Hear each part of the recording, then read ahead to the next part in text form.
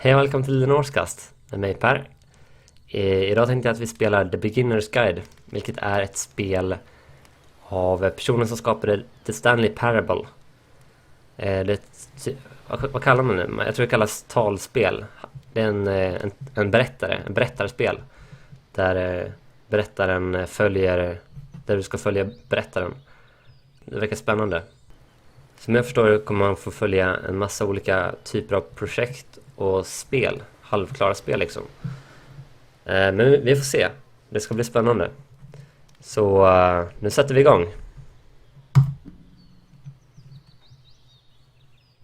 Hi there. Thank you very much for playing The Beginner's Guide.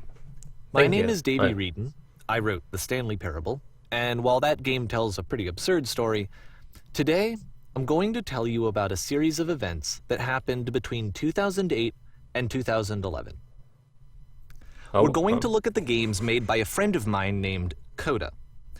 Now, these games mean a lot to me. I met Coda in early 2009 at a time when I was really struggling with some personal stuff, and his work pointed me in a very powerful direction. I found it to be a good reference point for the kinds of creative works that I wanted to make. So just to start you off, this is, I think, the first game he ever made.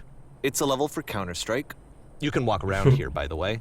Okay. And mostly it's just Coda learning the basics of building a 3D environment.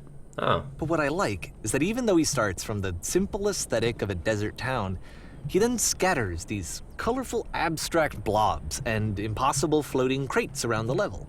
And of course, it destroys the illusion that this actually is a desert town, and instead this level becomes a kind of calling card from its creator. It's like a reminder that this video game was constructed by a real person. And it kind of makes you wonder, what was going through his head as he was building this? This is what I like about all of Coda's games. I mean, not that they're all fascinating as games, but that they are all going to give us access to their creator.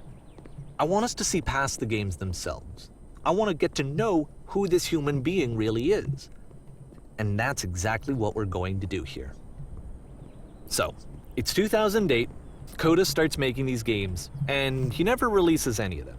He doesn't put them onto the internet, he just makes them and then immediately abandons them, and they sit on his computer forever.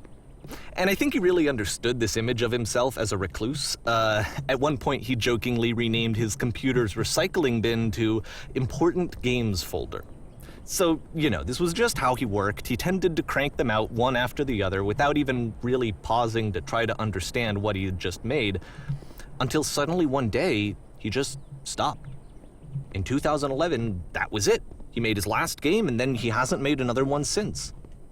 And that's why I've taken this opportunity to gather all of his work together, is because I find his games powerful and interesting, and I'd like this collection to reach him, to maybe encourage him to start creating again.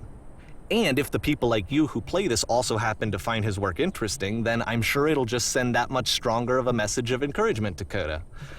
So thanks for joining me on this. If you have a particular interpretation that I haven't mentioned here, or if you just need to get in touch, you can email me at daveywreden@gmail.com.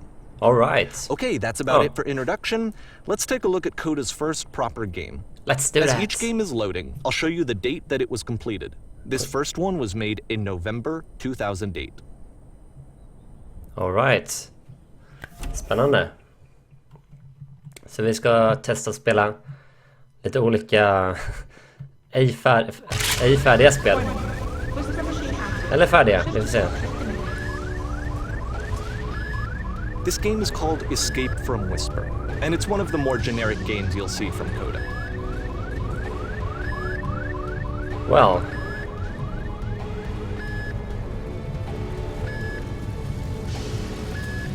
You can click to fire the gun. Thank you, I know that.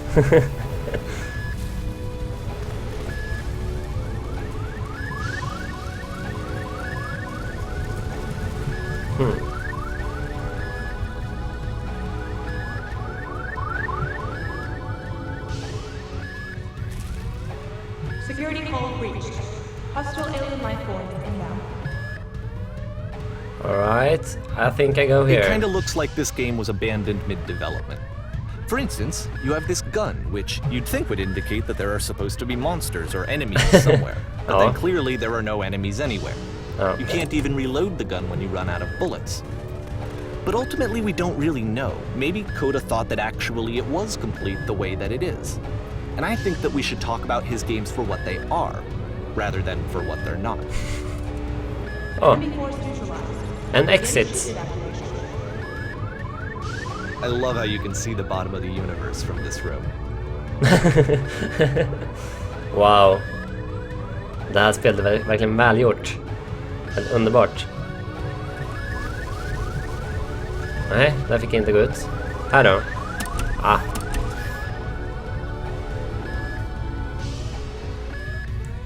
Och nej, inte en labyrint. Apparently this space station has a labyrinth on it. Clever idea. Sure, I don't know. There's really no reason for it that I've ever been able to discern, so in the interest of time, I'm just gonna skip you on past it. Oh, tack. Okay, this is the part that's interesting. The game has this narrative about the whisper machine and how it has to be turned off, and then you get to the engine room. Okay. Hey, you there, in the engine room. You could save us all. Yes, sir. That beam is powering the whisper machine. We could disrupt it by introducing a great enough heat signature. If your body could stop the beam. It's so much to ask, but for all of our lives, would you do it? Could you give yourself? Jag tänker inte offra mig själv. No way. Up. Nej, aldrig. Vart är utgången? Jag tänker inte offra mig själv för det här spelet. Aldrig. Oh god. Det verkar inte finnas något annat alternativ. Jag ångrar mig. Nej! This is not a branching point, unfortunately. The only option is to step into the beam. Oh god. Okay. Let me pause here for a second. What you just experienced, stepping into the beam and then dying, is probably what Coda had initially intended when he was developing this level. But when he first compiles and plays it, something goes wrong. There's a bug somewhere. And this is what happens instead.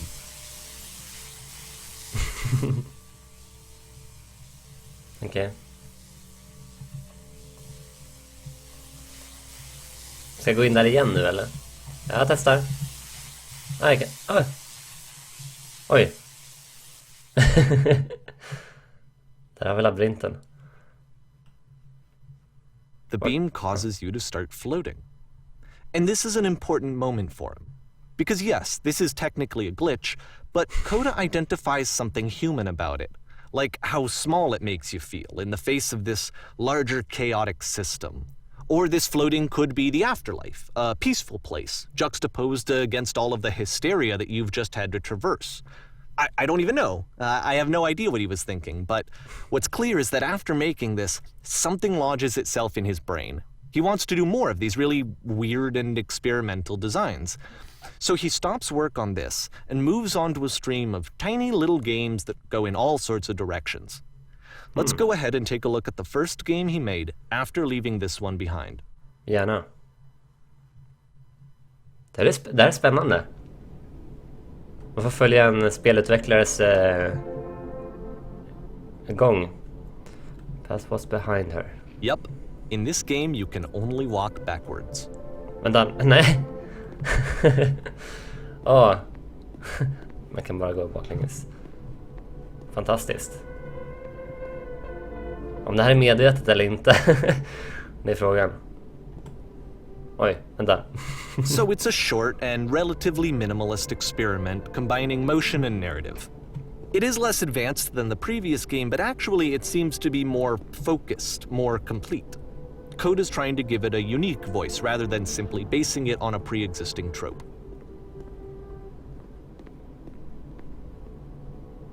Wow, jag vill inte ramla ner där.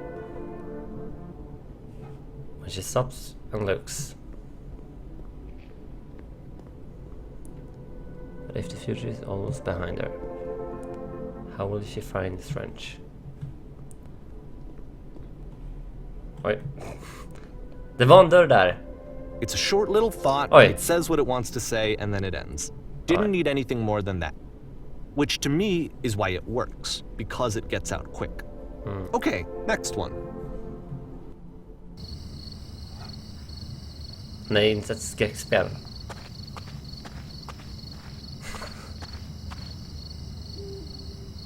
You are now entering.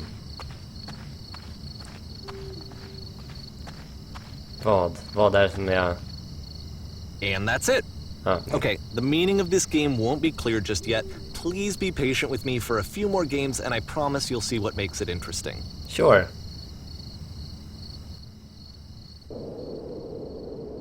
Oftentimes, Coda would put bizarre titles like this one at the start of his games. I wish I'd known him at the time that he was making these early games. He would really only talk to me about his work as he was making it. Once he stopped work on a game, that was it. It was dead to him. And I don't agree with that at all, but what are you gonna do?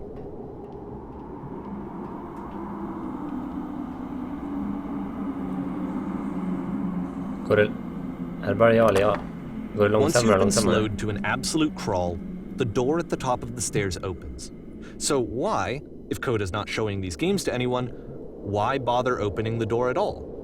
Well, to show you, I'm modifying the game here so that when you press enter, it'll bring you back up to full speed so you can enter the door for yourself. Okej, tack. Så.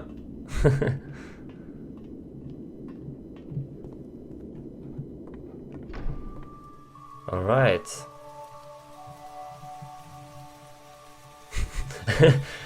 För mycket instruktioner. Sharks trying to eat you simultaneously. A room that's warm Trying to eat and the sharks. nice and filled with little ideas for games.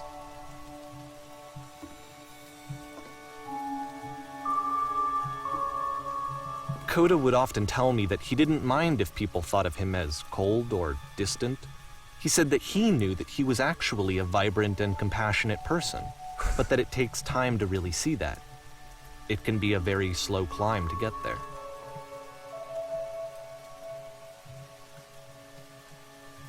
Starting. All right. Vi testar gå in här.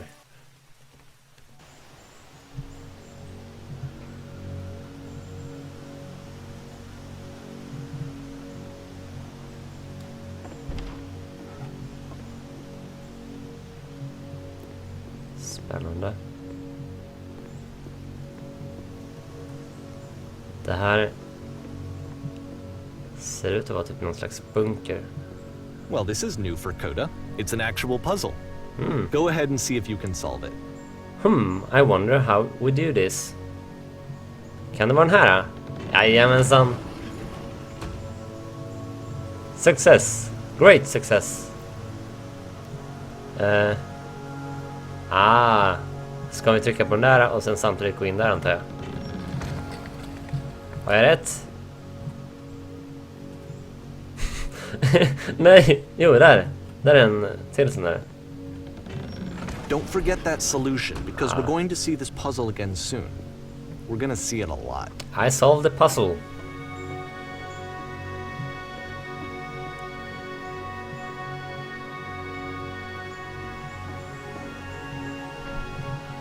So that seems to be it, right? You Yep. walk down a corridor, you solve a puzzle, you get to the end. Simple enough. All right, now I'm going to modify the game again so that when you press enter, it'll remove all of the walls from this room. Okej. Då trycker jag enter. What? Vart leder alla de där vägarna? How about that? There was more to it than we had any way of knowing. Ja. I actually find it funny that this game comes after the stairs game, since they essentially convey the opposite idea. So, in the stairs game, a dull exterior concealed a rich interior. And then, in this level, a dull interior hides this fantastic outer world. Either way, I think that the point is the same, is that most of the time you don't get to know what you're missing, or even that you're missing anything. That's not your role as a player. So if your role here is not to understand, then what is it?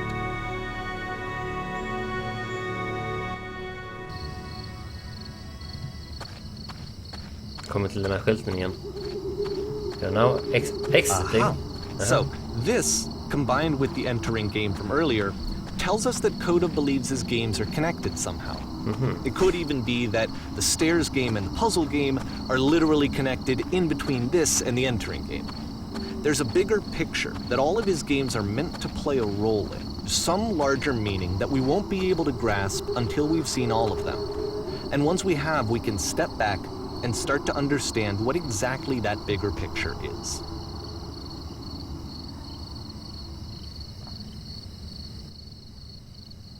Det är rätt spännande. Det är som ett mysterium bakom Coda. Varför han har gjort de här spelen. Och vad han vill säga med dem. Let's talk about video game development for a second. Every video game runs on what's called an engine, which determines what the game can and cannot do. So in other words, the engine is a set of tools for game development. Ja. To make all of these games, Coda is using an engine called Source. Like all engines, Source has certain things that it does well, and it has certain things that it does poorly. One of the things that it does very well is boxy linear corridors. That's why so many of Coda's games are set in these large, flat, empty rooms, is just because he's working with what the engine does well. Source, det är det The som... tools available to the creator shape what kinds of creative work they're going to end up making. You might consider paying attention to the architecture in Coda's games to notice how they seem to stem from an engine that's very good at producing linear, boxy corridors. Oh, whoop, right, nej. Trodde jag skulle dö där.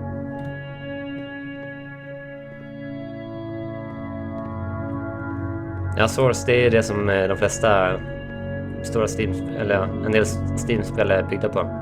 Typ Team Fortress och Half-Life och sådär. Portal också, tror jag.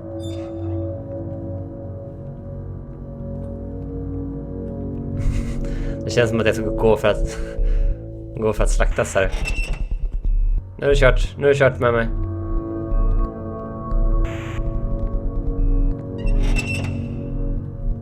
Tänk om jag inte vill gå in där då? Jag har väl inget annat val.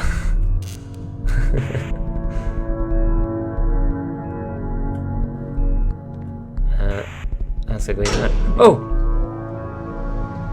Jag antar att vi går upp en våning. Ja. Oj. Jaha. Nej. Jag kan inte gå dit. Ja, då går vi in hit då. This prison, funny enough, in Coda's original design, the doors stayed shut for a full hour before letting you go. If you don't mind, I think we're gonna skip that. Tack. Jag har klaustrofobi. Oj. This is something that he and I used to argue about a lot. You know, whether a game ought to actually be playable, whether it means anything if no one can get through it.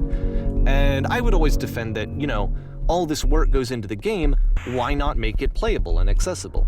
And so we just got into heated arguments over it, and there was one time that after one of these conversations, he went home, and a day or two later, he sent me a zip file entitled Playable Games that was full of hundreds of individual games, each of which was just an empty box that you walked around in and nothing else.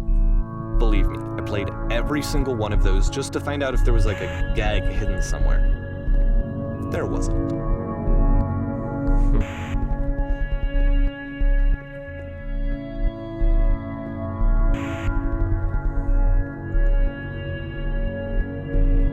Jag hade kunnat tänka mig bo här, tror jag.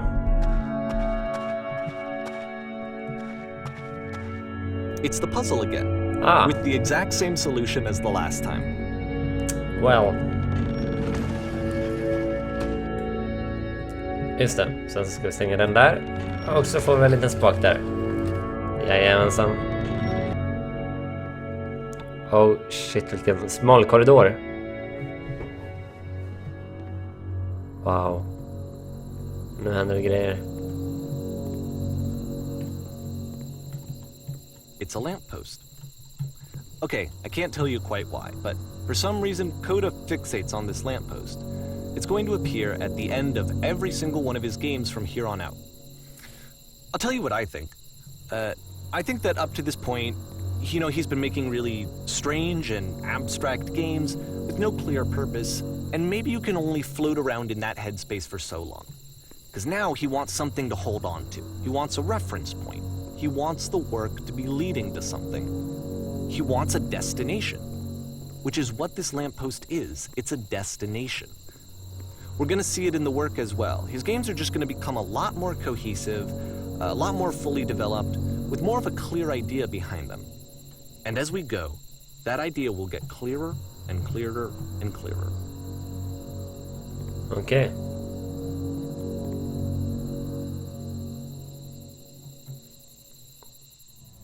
All right, jag tror vi stannar här. Och del 2 kommer inom en snar framtid. Så får vi se hur det går. Ja, det är rätt spännande. Det är kul att se. Jag vet inte om det är riktiga spel som en person har gjort här, eller om det bara är ett påhittat spel om någon som har gjort spel. Eller vad det egentligen är. Det är spännande, vi får se. Tills vidare får ni ha en bra dag. Och så ses vi snart igen. Ha det grymt. Hej då.